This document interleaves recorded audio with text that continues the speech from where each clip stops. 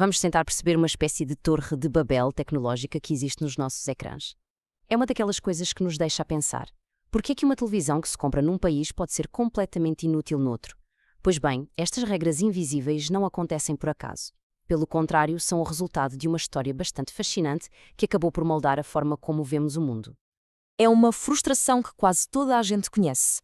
Compra-se um aparelho eletrónico, leva-se uma viagem e de repente ele não funciona como devia.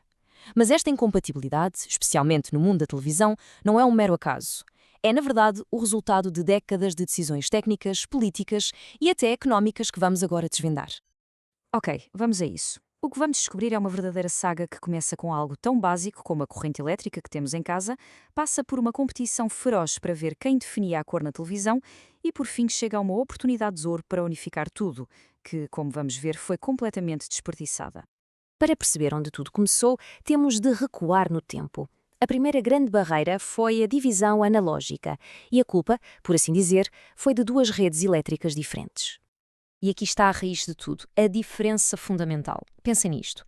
Nas Américas e nos países alinhados, a eletricidade oscila 60 vezes por segundo, ou seja, 60 Hz.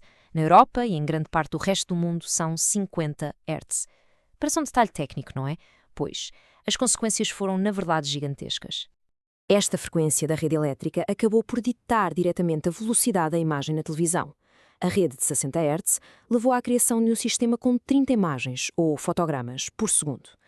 Já a de 50 Hz resultou num sistema de 25 fotogramas por segundo. Basicamente, logo desde o início, os dois lados do Atlântico já viam televisão a ritmos diferentes. E quando a cor entrou em cena, a divisão tornou-se uma autêntica guerra. Os Estados Unidos foram os primeiros, em 1953, com o NTSC, mas as cores eram muito instáveis. Em resposta, a Alemanha criou o PAL, uma solução muito mais estável. E só para complicar um pouco mais, a França introduziu o SECAM, um sistema completamente diferente. A guerra pela supremacia da cor tinha começado a sério. E cada sistema tinha a sua filosofia. O NTSC foi pioneiro, mas a sua cor instável valeu-lhe a alcunha de Never the Same Color, ou seja, nunca a mesma cor.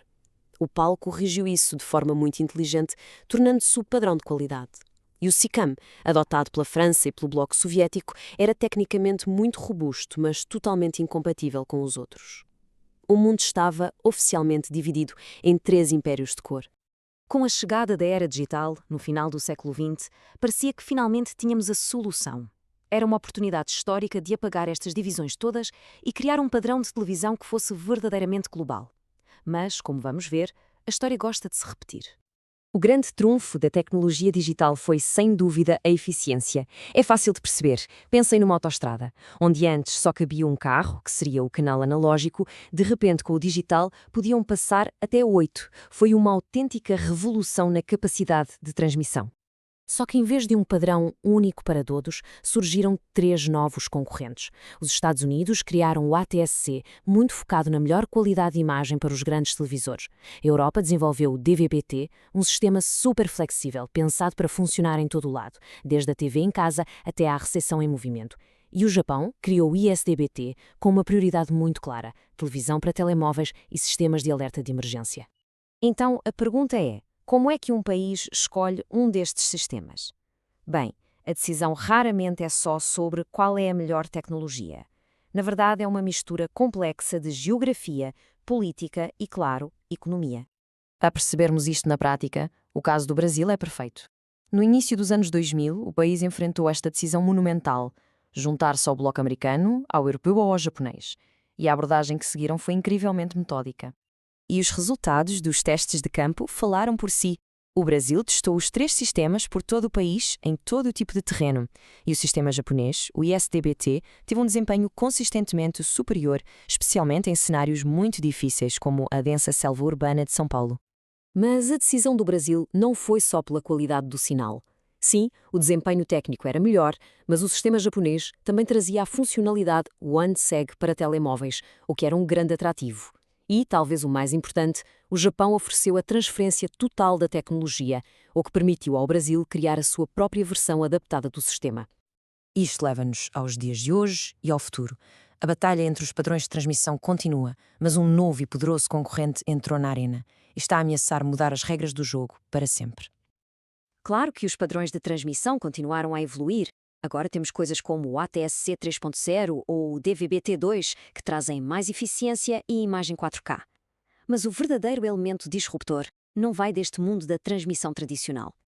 E o confronto final parece ser este. De um lado, temos a transmissão tradicional, com qualidade garantida, fiável, com décadas de infraestrutura. Do outro lado, a internet. Não garante a mesma qualidade, é uma entrega de melhor esforço, mas é a linguagem universal que alimenta o streaming e toda a nossa vida digital. É a força unificadora por feito. E, no fim, ficamos com esta grande questão.